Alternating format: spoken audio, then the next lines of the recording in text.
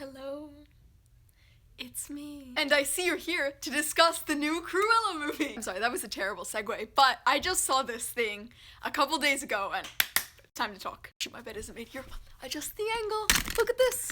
I've got my life together. No unmade bed. What's that? No. Anyway, so Cruella, it had a budget of, I want to say $2 million, and it looks it. Give you some advice. You can't care about anyone else.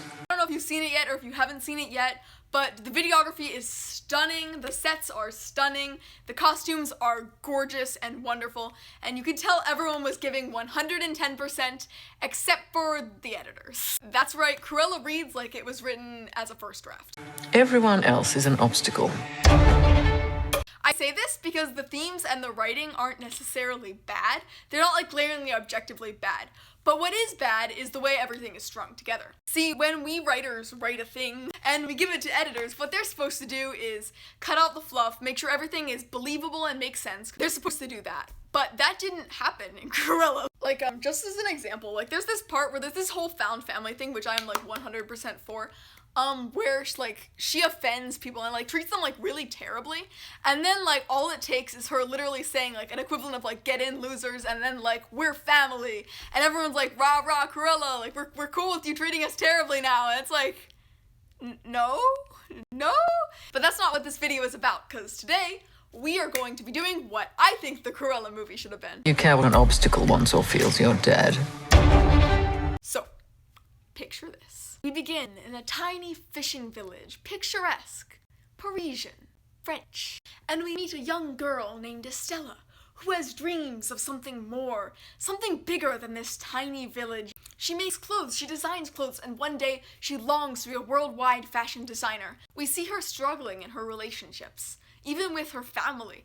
So, with the last of their savings, her family sends her off. And then, we're in Paris. It's an older time. And Cruella, and whatever her face is, you know, the person who married Roger and Anita, that's right, I totally knew that. Cruella and Anita, and they are both going to fashion school. So you have this whole like fashion school hijinks, blah blah blah blah blah blah, and Cruella sees this guy named Roger, and she's like, wow, Roger is so cool. And so like she tries, and like eventually Roger asks her out on a date, and it's like so romantic, and you're like, oh yeah, they're totally gonna get together, right? But no. And then one day Cruella is meeting with a friend Anita in the park, and Roger walks by. He's walking his Dalmatian like they said in the movie, and casually edited Cruella out. Haha, see what I did there?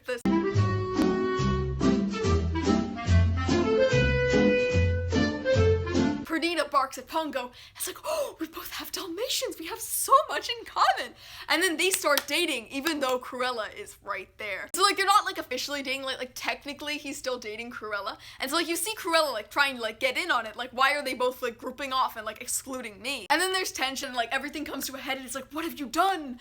And all that stuff, like, oh no, drama. But you know, it would be really out of character for like nice, sweet Anita to go and date her best friend's man. So she's not gonna do that. This is not a girl versus girl story. We don't do this here on the channel. We don't do that here. So anyway, she goes and like she asks like Cruella, like, is this okay and stuff?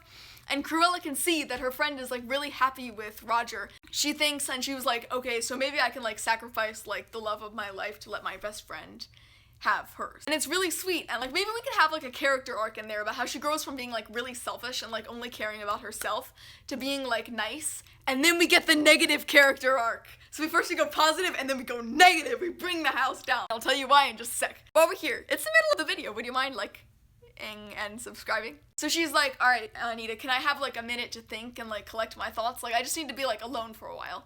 So like maybe she goes on vacation or something, and then maybe that's where you could have like the whole like Baroness side plot, which I thought was kind of dumb. I didn't really like that.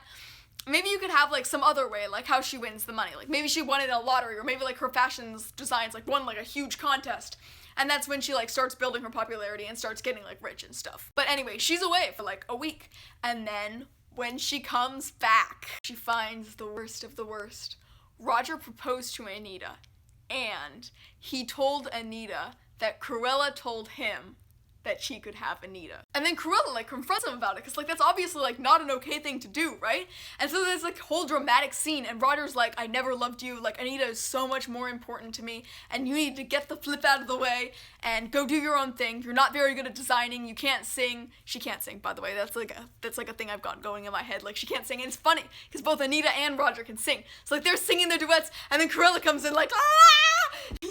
Anyway, he's like, and you can't sing, and he just like starts like ripping her apart. Like all the self-esteem she built in the first part, where she learned to be kind to others because of it, is gone, destroyed.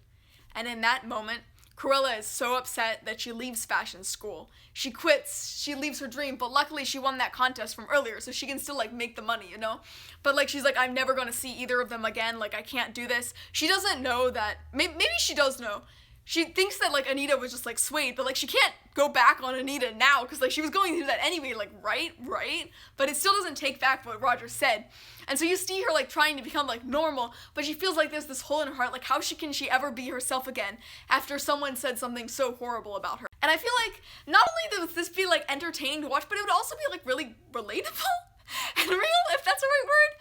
I don't know, I've been in this situation where like if someone you really care about says stuff that like really rips you apart, it's like, it's trauma. You don't have to be close with you, they don't even have to like you, but if you care about them or like hold them in high esteem, and then they go and they rip you apart, I think that's an experience we can all relate to, at least like a little bit. And she goes to all these shows, and you can have this really cool scene where there's like paparazzi lights, and like you see Cruella's face, and she's just like still not feeling it, like she's still feeling empty. And you can do like a montage with like fashion shows, and the paparazzi bobs can like hide, so it's like duh, and then she's like moving on, and you see the scenery change, and you see the scenery change, you see the scenery change.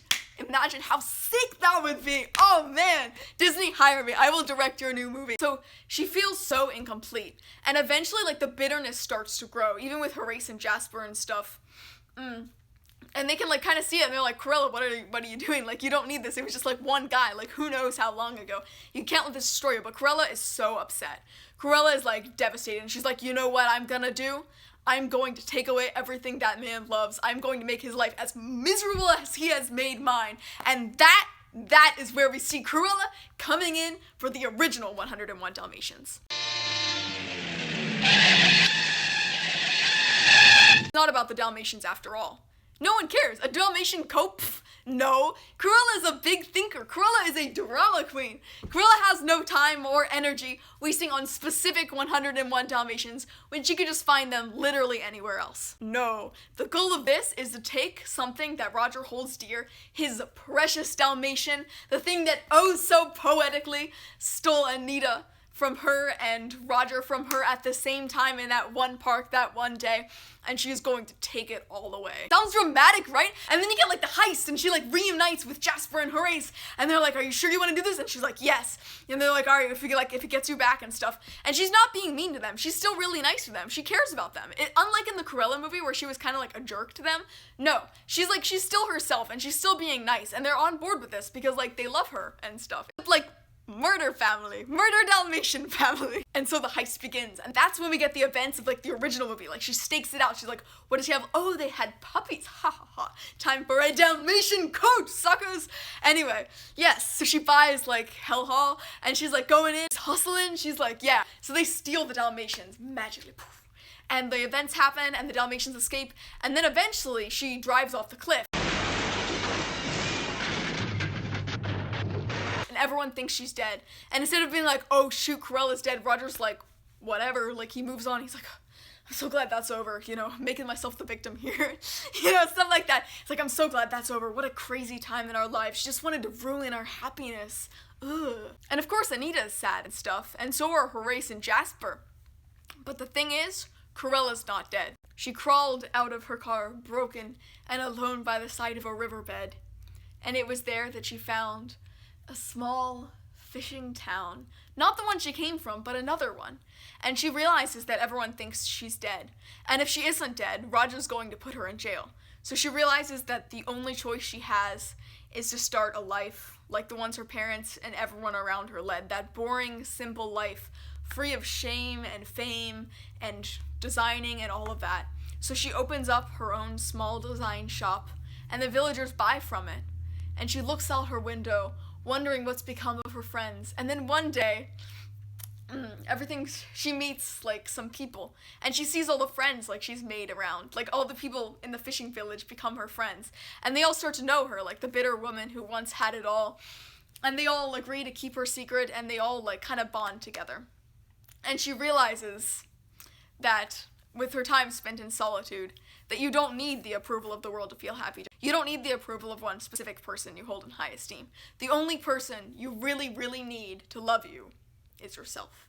And God, but also yourself. And then we can see the years go by, and oh shoot, this is making me emotional. And then like at the very end and stuff, like in the fishing village, you see an old van puttering into town, and it's Horace and Jasper, and they knew she wasn't dead, and they were searching like all the places around for her, and they finally heard whispers and found her, and then they reunite on the beach of the fishing village, and she shows them her small house, and they rent the house next door, and they all start a new life, away from the fame, and the bitterness, and Roger, and Dalmatians, and everything begins anew. Now there's a movie I want to see! We need to make this thing happen! I mean, just imagine the hope we'd give to people. We can give messages about like the small pleasures in life and how like you don't need people's approval, like outward approval. We could talk about people who hurt you and genuine trauma and cover grief and bitterness. Not only that, but unlike the actual Cruella movie, we could actually cover why the events in the film happened the way they did, why Cruella did all of that, and how she ended up. It doesn't paint Cruella as heroically misunderstood like Maleficent did. It doesn't, because that's not what Cruella was. I genuinely believe when I watched the original 101 Dalmatians that either Cruella was just being extremely dramatic over a coat she could have gotten literally anywhere else, or it was personal. I mean, come on, why else do you think Roger was literally singing a song that was like, Cruella DeVille, Cruella DeVille, if she doesn't scare you, no evil thing will. She's like a spider waiting for the kill. Cruella, Cruella DeVille. I mean, come on, how much of a jerk do you have to be to write that song about someone who is your wife's best friend in college? Alright, I don't know. Thus has been the rant. What do you think? Do you think we should change the original Cruella movie, or do you think it's good as it was? What did you notice? Did you like it? Have you seen it yet? Will you see it? There are lots of questions, and there are lots of answers. Would you rather it be revamped into Patience's crazy wild storytelling rootin' tootin' adventure? If you made it this far in the video, congratulations and thank you so much. Please be sure to like, share, and subscribe. If you know anyone who's watched Cruella or who didn't quite like how it turned out, maybe send them this video. I would love it if you did. Have a great day, may all your dreams come true, and this is Patience Ferret, signing off. Peace.